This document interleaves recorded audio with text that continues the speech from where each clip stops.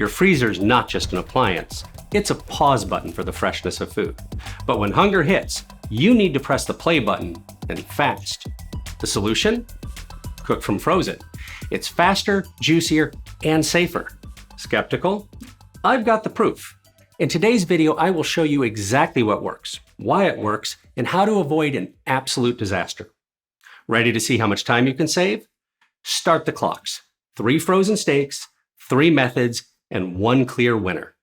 A 1 3/4 inch thick steak, thawed in the fridge, 2 days to thaw, plus the cooking time.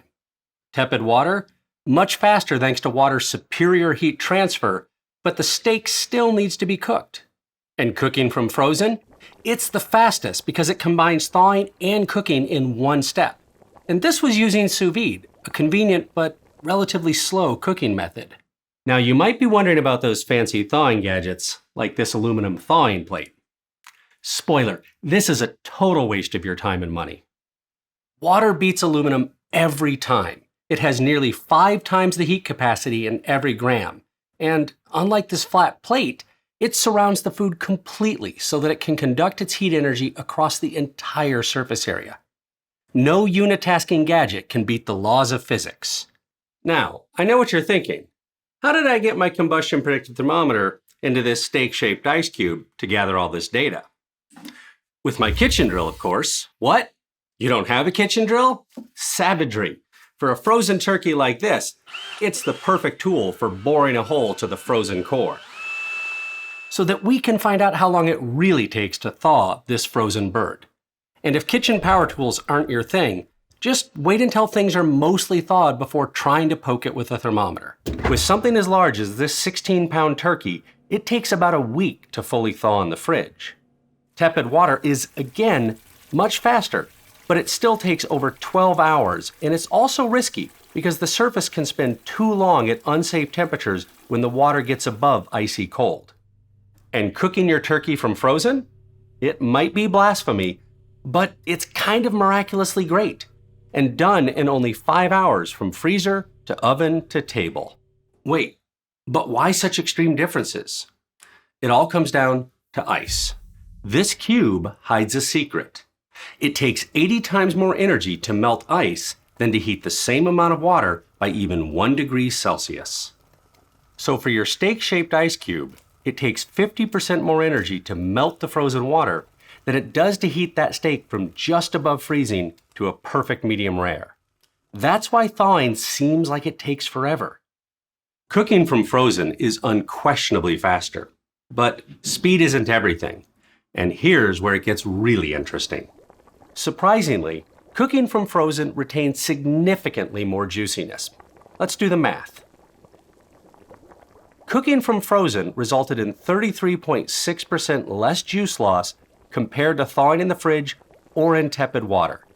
That's a third more juice retained. Now, I've only repeated my experiments 3 times carefully, but published scientific studies have shown very similar results in the 30% juicier range, with enough repetition to be statistically significant. So why is this happening? The science isn't fully settled, but a few key factors are known. During slow thawing, a process known as recrystallization occurs within the meat. Inside the muscle fibers, water melts faster because dissolved molecules lower its freezing point. Outside the fibers, the relatively pure water is still mostly ice. This creates an imbalance. Liquid water from inside the muscle fibers is drawn out through osmosis. As this water leaves the fibers, it refreezes on the outside, causing ice crystals between the muscle fibers to grow. These expanding ice crystals squeeze the thawing muscle fibers, forcing even more juice out. And when this ice outside the fibers eventually melts, it readily leaks out of the meat. This process has more time to happen during slow freezing or slow thawing. So the faster we freeze or thaw meat, the less time there is for water migration or recrystallization to occur, resulting in juicier meat. So ice isn't necessarily the enemy of quality. In fact, it gives us a unique opportunity. Enter the cryosear.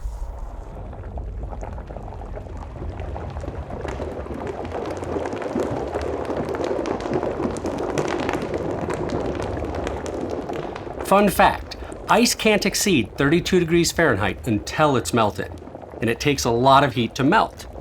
When you sear from frozen, you can hammer the outside, while just beneath the surface, the temperature remains at or below freezing.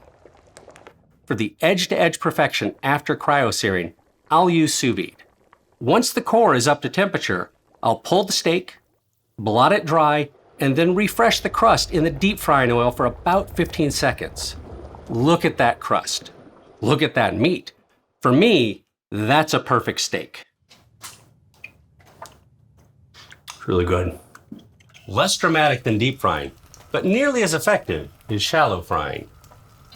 A generous amount of oil can reach all parts of the frozen food, even if they're not perfectly flat. Surprisingly, because the surface is frozen, it doesn't splatter or stick to the pan like you might expect.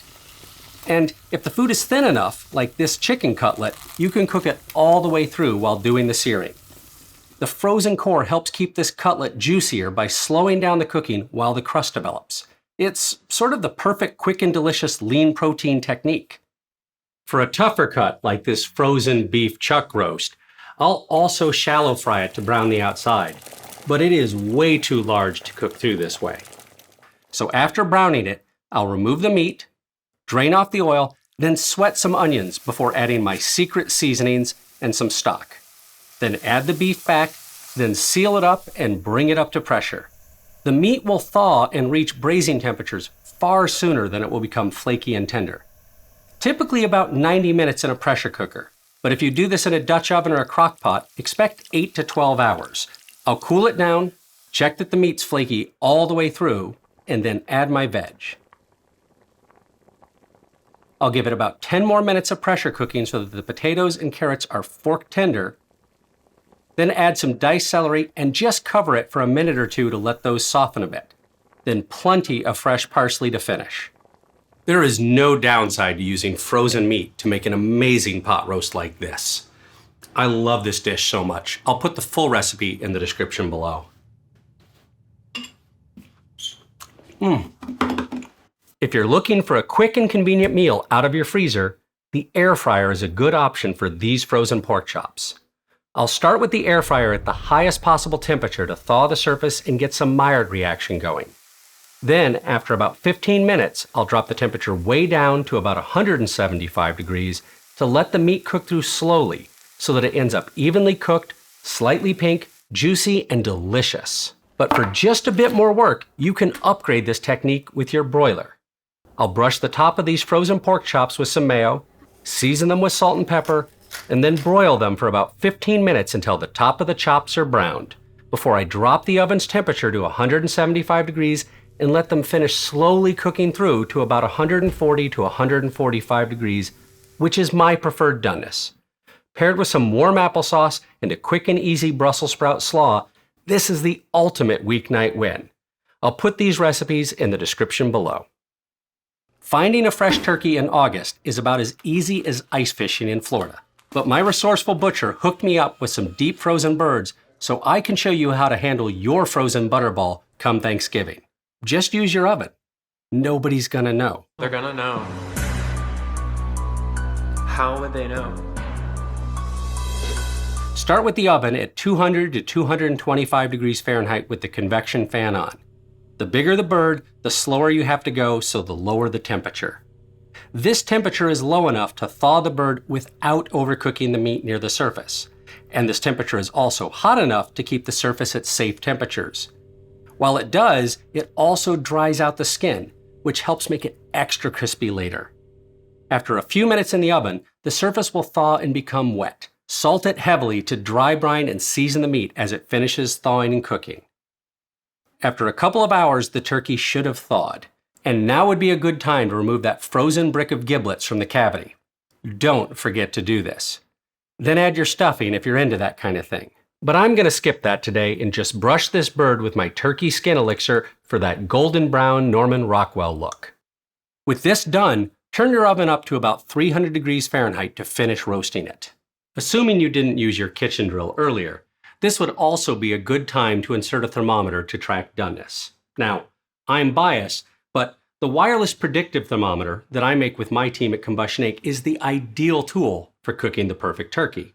It's the only thermometer with 8 evenly spaced temperature sensors that give you total temperature awareness to take the guesswork out of knowing when your turkey will be done exactly the way you like it. It's also the only thermometer with Safe Cook to track all the time spent at bacteria-destroying temperatures and let you know when your turkey is safe without needing to overcook it, just to be sure. So when this November rolls around, cooking the perfect turkey from frozen can just be our little secret. Finally, since it is very much still summer in Seattle, let's not forget the classic, frozen burgers on the grill. Now I know this is not exactly earth-shattering news, but still, it's nice to know that cooking your burgers from frozen is the best way to keep them full of juicy goodness. Start the burger patties on the hot side of a 2-zone fire for a nice sear on both sides. Then shift them over to the cool side and cover the grill to let them finish cooking through on top of some sweet onions. I'll add the cheese when the burgers are close to done, around 120 degrees Fahrenheit, and then pull them once the cheese is melted, so that they'll coast to around 137 degrees Fahrenheit while I build my burger. That's all for today, and thank you so very much for watching. I hope this helps you clear out your freezer and enjoy some great meals.